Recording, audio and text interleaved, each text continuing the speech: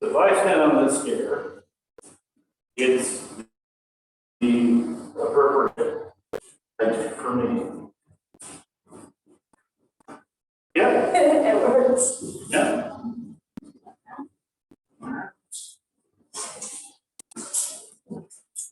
We're recording.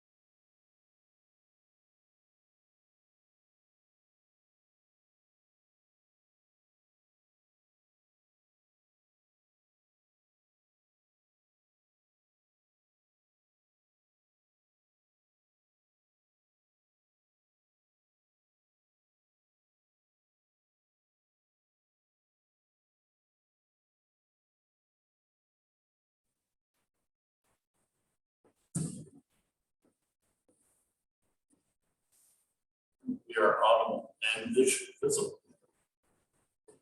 And let's stop.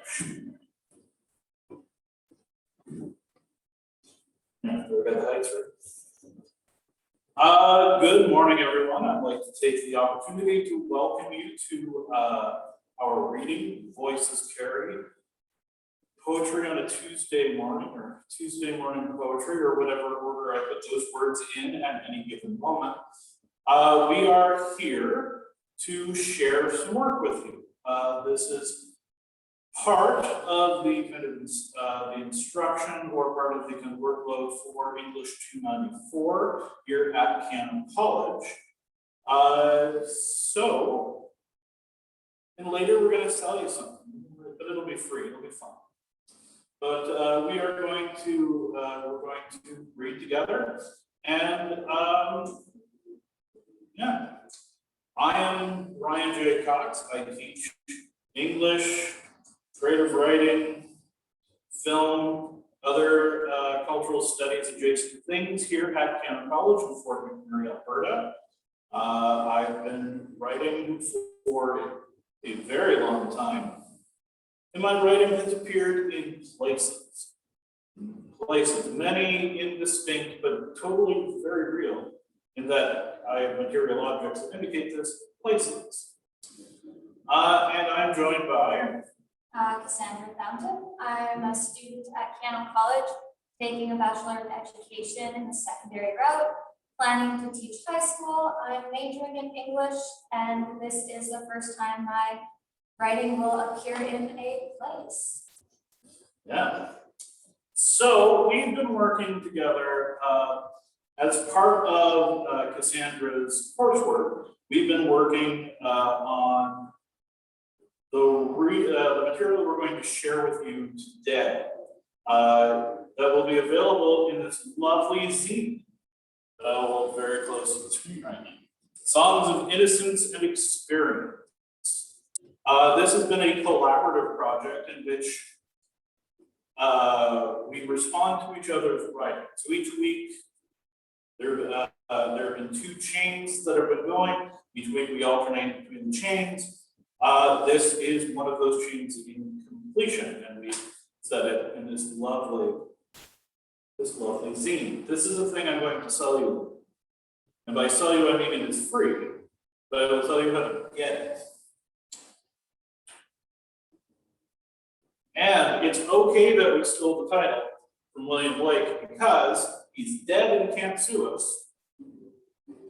And the replacements did it not to let it be at all. So, if it's good enough for Paul Westerberg, it's mostly good enough for us. Now, shall we start? So, if we go, I guess I can. This is the first link in our chain. In the wolf moon's warm light, we smile to each other and whisper, goblin time has arrived. Feel the weight, the balance in the hand of a length of pipe, a crowbar, cricket bat. Feel the weight, the balance, or the menace never balances, never shimmies, never dances, with the easy grace of joy. We move light over snow-covered fields, leaving less than deer tracks in our wake. Hearts that don't just go lumpity thump thump. Sometimes they go razzmatazz. Sometimes they go bebop-a-loo. It's never taking, but always freeing, liberating, and sometimes smashing. To be young and full of too much love, perfect and radiant and beautiful under the wolf moon. In a snow-covered field, many wonders exist. A colorless world shimmers and shines. In the graze of a paw that once created a crunch, on heaps of white fluff, further bleached by the sun. All time, life frozen in time, as seen in some brush, peeking past piles of powder covered in crystallized frost, now dripping with sweat and drowning in tears, where one once did trot, will now splish, splash, and slide. What was cozy is cold, or more so soggy and damp. It all melts in the light. What was is now gone.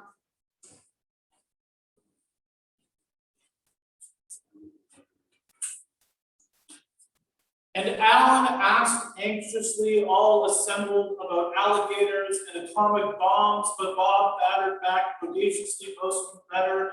Coping care, catnaps, Coco, Casablanca, cozy couch corners containing dogs, drooling, dream dashing, darkly darting, eyes, explored everyone's exasperated exhalations, for final fiery fits formed from frustration, going gaga gratuitously, hoping heaps heard, healing harmonies, havering home. In a fiery fit of desperation to convey her own frustration, she screams in all her sorrow for the end of connection, caught only in her sentiment for the ecstasy that was shared. She never truly cherished the links between her souls, for they were independent persons moving forward only side to side. She expires all her breath in a weep of only gasps. On the other side, he who cut those ties is now unconstrained in liberty, while in accord with his own self, he smiles oh so freely. Coffee cups, cigarette butts, and the radio spitting snow on the edge of the all-night station spinning, songs too sad for any time but now, or maybe very early on Sundays. Each breath she takes damply rattles, with a sob she swallows, while he smiles like a ghost from the broken picture picture frame on the floor beside the couch. There is an elegance to her sadness, swallowed in black lace, in black fishnets, a pleasurable ache found when poking at the bruise. Another week passes, we wake up again, not on the right side or wrong side of bed. Eyes barely open, we put on our robes, brew dark roast coffee, and wait for some toast. Still dragging our feet till we're back in bed, with coffee in hand and crumbs in the sheets.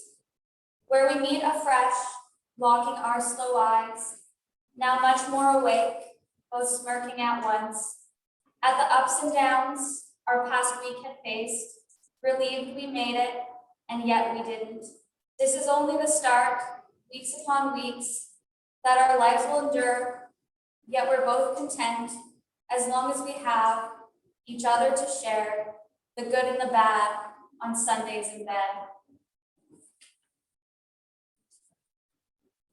Monday morning comes on like a pair of old work boots, creased, faded whites, with time and misplaced effort, like gas station coffee bought before the sun rises, too bitter to be drunk in black, too weak to take milk, merely a piss waiting to happen.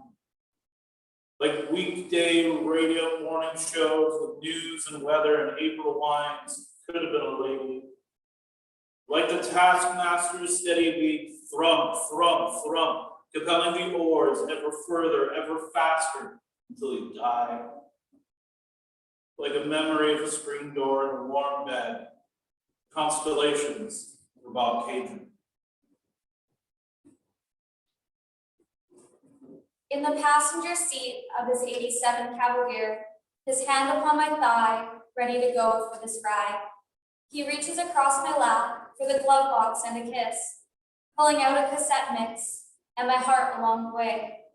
The tape goes in the deck as we make it to the freeway, passing cars, loud guitars. I could have been a lady. We laugh easily, swapping war stories about romantic entanglements inevitably failed and tragic, or rather tragicomic. And remember with all the ironic yearning of Pete Shelley pen Wisconsin. There is a boozy bluster, a borrowed confidence in the way we swap stories of misadventures and beat old beaters in the places where the trees grow just a little bit thicker out past the streetlights.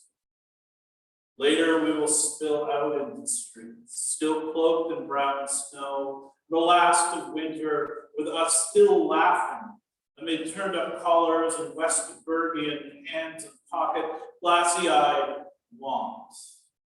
Faced with the chores of turning home or careening through the dark, unsatisfied with some new misadventure. It was ours till you thought otherwise. The thought of me never crossed your mind. I wonder, how did I think misadventure like ours could be trusted? You coming clean muddies what's mine, leaving me to repent to my wife. I wish our romantic entanglement were as simple as that. Now I'm stuck telling her it was him, yes, your brother. Contrition should be an act, a ritual performed with the intent of purification, a return not to innocence, but to something that gestures towards goodness. Instead, contrition hangs around the neck like an albatross, an admission of sin that cannot be forgiven, only acknowledged until the cord frays and it slips away.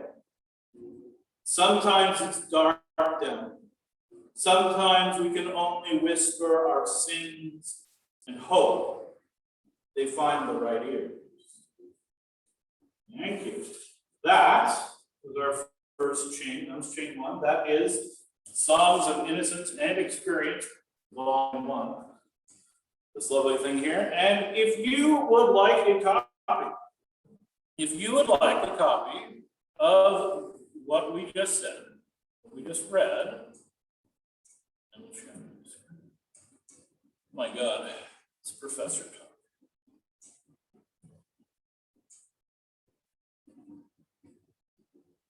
This is how you get a copy.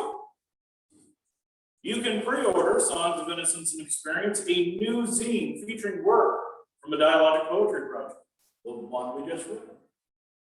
And it really was dialogic, and each link in the chain, we're responding to something narratively, stylistically, or imagistically in the poem preceding, which is why it kind of takes the route that it takes, the way it moves, the way it does.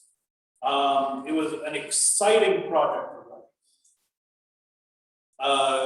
It was such an energetic, exciting moment, and we get to share it.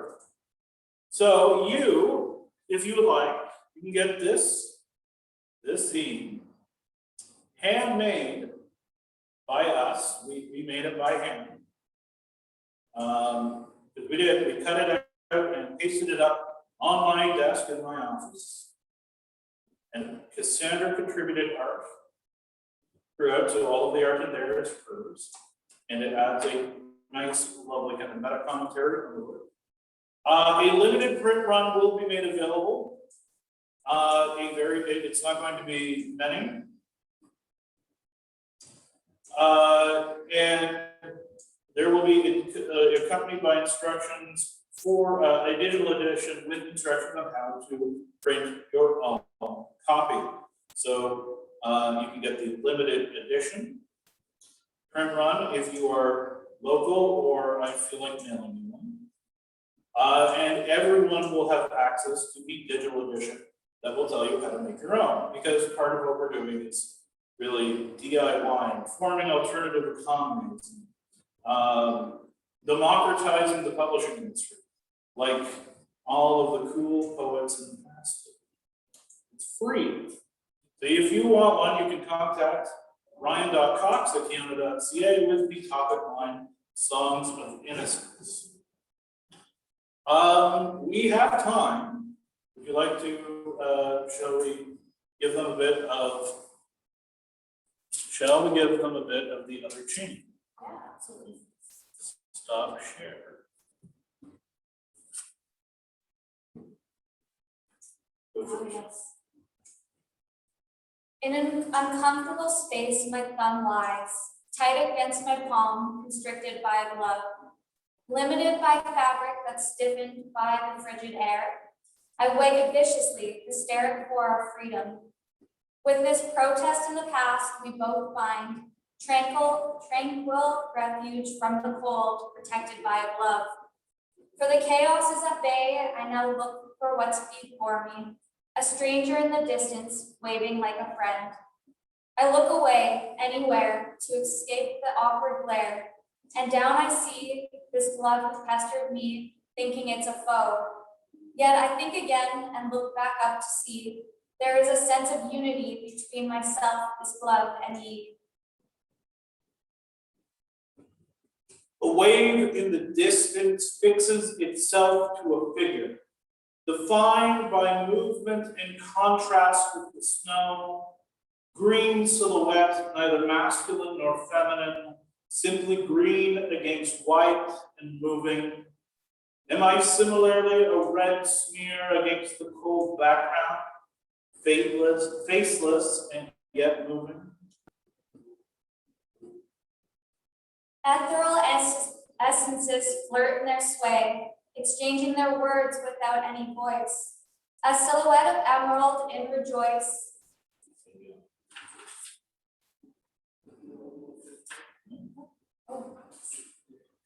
Clear meaning in each movement on display, captivating with a public ballet. Intertwined with Rosa Corsa's poise, seems as though these souls settled on a choice. Both lost in one another, there are they. What was perceived as something eternal, now just alien auras, stranger folks. Perhaps fate may bring these two full circle, invested in connection one hopes. Somehow, this was merely a rehearsal. What a pity, I'm begging for love tropes. A kiss tremulous, as warm lips find partners in cold rain under incandescent moon. A glance, a smile, coupled with half-bitten lip, an irrepressible yearning. The crackle of the radio as I spend nights lost in memories I'd rather forget. In a call to their ancestors made in the midst of the night, a myriad of voices that cry, "Ooh," of which echoes encompass the deep boreal forest, wailing of sorrow and in distress of their loss. Along with haulers of honor to the spirits that serve them, these sounds of the pack may meet up in the sky, lit up by the magic of the full glowing moon.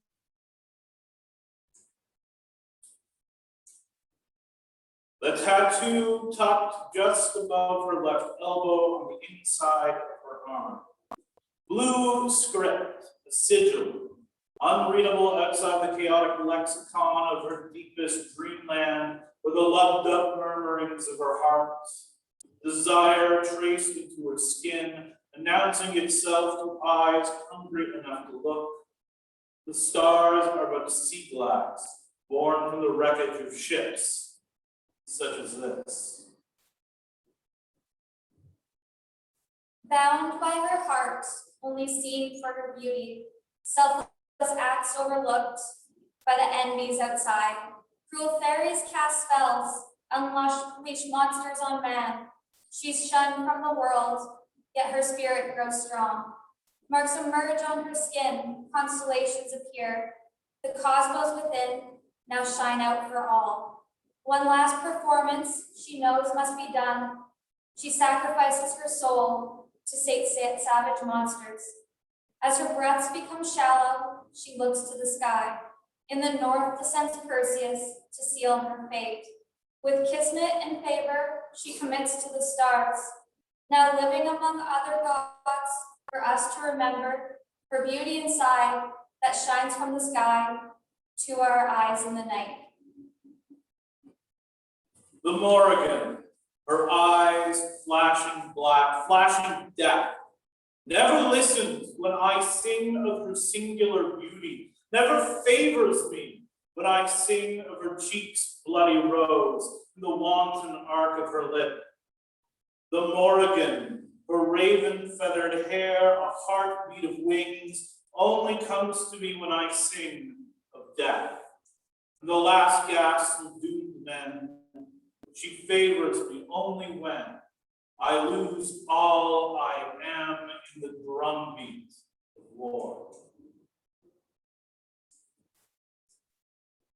A rose bleeds, the love it reads, pleasant blush of a flirtatious flush, candy apple, an intoxicating pull, tempting scarlet calls for an eager duet, deep crimson signaling the one, middling maroon beyond the honeymoon, rich merlot necessary to show, dusk mahogany sees dying commadry, a depleted rose will now decompose. The English brought their gardens with them everywhere they went. India, Africa, the Americas, littered with faux Gothic ruins, rumors of ghosts, and sad wilting roses, like something out of Walpole. The idea was to bring a little square of Mother Britain with you as you carved her empire out of the earth, with a scalpel-like precision of an entrenching tool. Now the English are gone, back to their moors and their myths and their chocolate hobnobs at tea time, leaving their shrubs and palms, hollyhocks and rambling roses, like the heads of ticks and botfly gnats. Her eyes open without reason from a dead sleep, lying in bed of her childhood room. How did I get here? Brightly mystified as the last she remembers is walking through a garden on holiday in India, holding hands with her lover, Where is he? Feeling frightened, she springs out of bed, half from her panic, half from her airiness. She looks through her feet. What the fuck's going on?